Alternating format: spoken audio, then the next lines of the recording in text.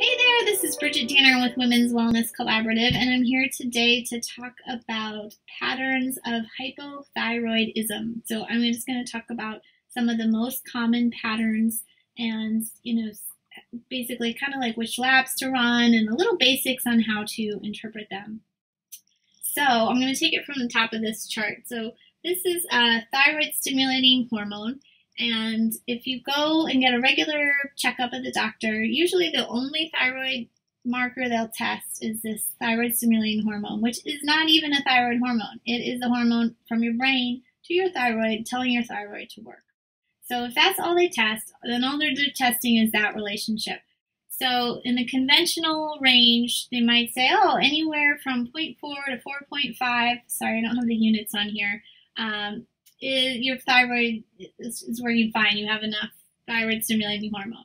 And in functional medicine, we say, I looked for a couple different sources. Some people say 1.3 to 2 would be more optimal, 1.8 to 3. I think this is more optimal. I think around 2 is the best number for thyroid stimulating hormone.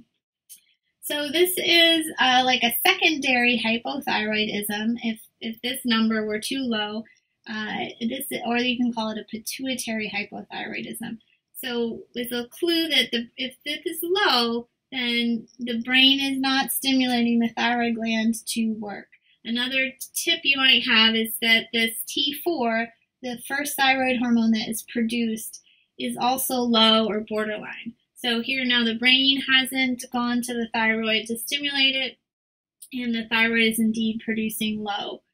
So now what if we had plenty of TSH, but still low T4? Then we say this is like primary hypothyroidism. The thyroid itself is not doing its job. I've actually never seen this on a lab, so I don't think it's that common, but maybe. And maybe that's, you have to look at the actual gland of the thyroid. And a third pattern is conversion. So this is the inactive form of thyroid hormone T4, and it needs to turn into T3. Now these other markers, free T4, T3, these would be unbound by protein, able to be picked up by a receptor site, so it's a little more accurate. So this conversion from T4 to T3 happens in the liver and happens in the gut. So if there's a problem where we see, oh look, you've got enough T4, but it's not enough T3, then we say there's probably a conversion problem. And you can look at liver and gut. And then we'll circle back to autoimmune hypothyroidism. So this is the most common type. And if you don't get these antibodies tested, then you can't know. This is the most common type. So you have to get these antibodies tested if you suspect you have thyroid issues. So this is thyroid globulin antibody, thyroid peroxidase antibody, and you've got to get them tested. Sometimes in a woman's life where you might be experiencing low thyroid is right after you have a baby, or in menopause, or some common times when it picks up.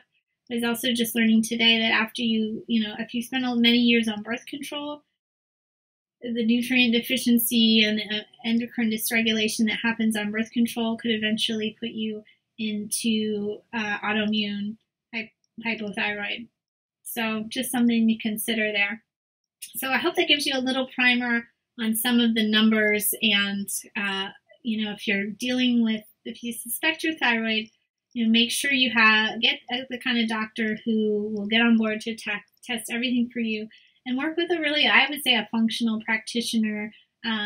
Functional diagnostic nutrition is how I trained, and then there's lots of different functionally trained practitioners, because many practitioners, even some of the holistic ones, will look at these numbers and kind of give you a free pass, it doesn't look that bad. I don't think it's a big deal.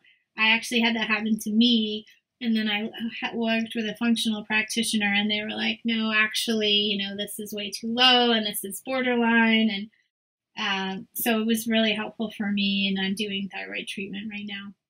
So hope that helps, and if you've got questions, you are welcome to ask me at bridgetdanner.com, and I am here on YouTube to answer them for you. Happy to do so. To your health. Till next time, bye-bye.